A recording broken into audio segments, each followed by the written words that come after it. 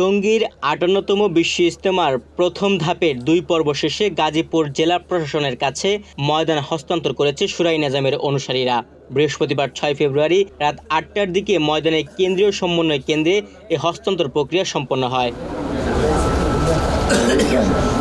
শুরাই নেজামের তত্ত্বাবধানে ৬ দিনব্যাপী ইজতেমা সম্পন্ন হওয়ার পর সরকারের সিদ্ধান্ত অনুযায়ী প্রশাসনের কাছে ইজতেমা মাঠ হস্তান্তর করেন আয়োজক কমিটির প্রধান সমন্বয়ক প্রকৌশলী মাহফুজ হান্নান। বিশ্ব ইজতেমা পরিচালনার ৩ সদস্যের কমিটির পক্ষ থেকে মাঠ বুঝে নেন স্থানীয় সরকার মন্ত্রণালয়ের উপপরিচালক ওয়াহিদ হোসেন।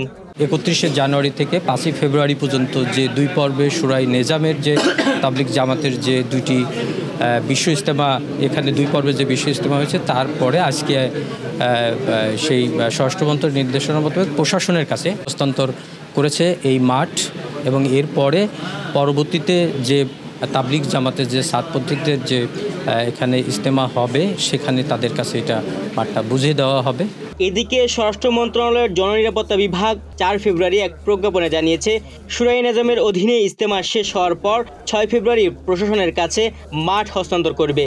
এরপর সাতপন্থীদের ইজতেমা ১৪ ফেব্রুয়ারি শুরু হয়ে শেষ হবে ১৬ ফেব্রুয়ারি। পরে সাতপন্থীরা ইজতেমা মাঠ প্রশাসনকে বুঝিয়ে দেবেন ১৮ ফেব্রুয়ারি। আপনারা জানেন, বিগত ৪ ফেব্রুয়ারিতে সরকারের পক্ষ থেকে ৩টা শর্ত দিয়ে আমাদেরকে ইজতেমা করতে বলা হয়। তো আলহামদুলিল্লাহ আমরা সমস্ত শর্তগুলো পূরণ করেছি এবং সেই শর্ত পূরণ করে আমরা আজকে প্রশাসনের নিকট মাঠটা হস্তান্তর করতেছি।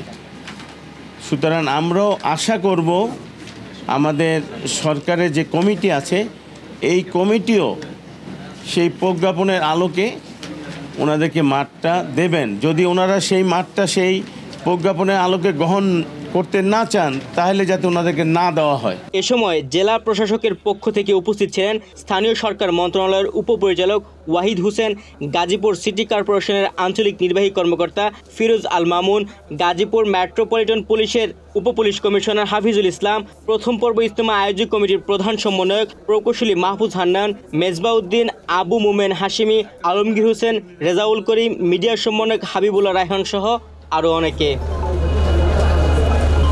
তুহিন বইয়া, বাংলাদেশ প্রতিদিন।